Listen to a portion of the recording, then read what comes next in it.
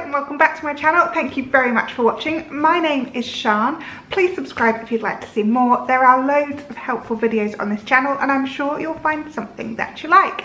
I wanted to give you an update on our challenge with Yorkshire Water, which I shall link here too. We were challenged basically by Yorkshire Water to use less than the average amount of water than a normal person uses in a day, which is 140 litres. So we were challenged to use only 100 litres of water per person per day.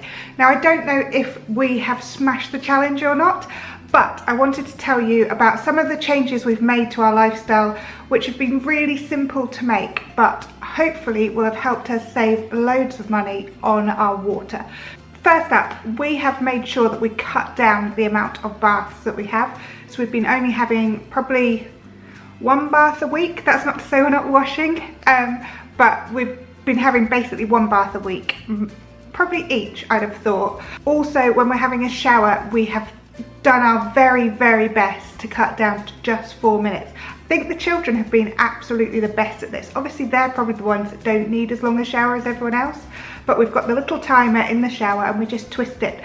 So the kids have been really excited about making sure they get out before the timer runs out. So I think that's been really, really good as an indicator for them to get out of the shower and therefore use less water. They've also both been really obviously thinking about how much water they've been using. My daughter's been asking if we actually pay for every single drop of water that we use, how the company that we pay know that we've used the water. So we've talked about the water meter, we've talked about how it's monitored, and it's actually been really interesting because I would never have known about stuff like a water meter when I was her age.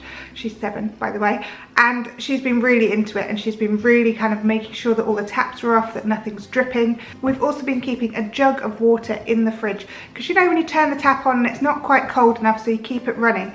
Instead of doing that, leave a jug of water in your fridge, then you've always got cold water on tap, but not on tap, if you know what I mean.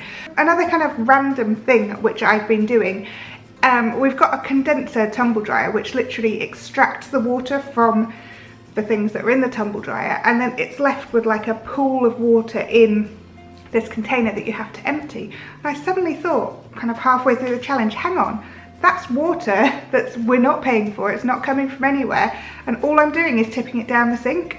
So I've been using the water. I now have a bucket next to the tumble dryer, and when the tumble dryer is finished, I pour all of the water into there, and then I use that water for filling my iron, for cleaning the sink, for watering plants, anything like that. It's obviously water that you don't have to pay for, but you can use. And I don't know why I was pouring it down the sink before. I never even thought about the fact that this water was there.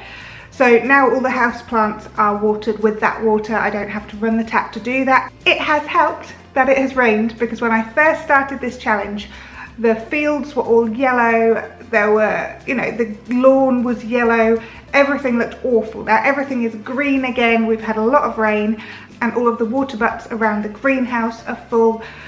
So we're kind of not in the position where I was just starting to think about the fact that I might have to use a hose pipe to water my plants, but thankfully we didn't have to go there, which makes me very happy because I really didn't want to have to do that. We have had a lot of guests stay.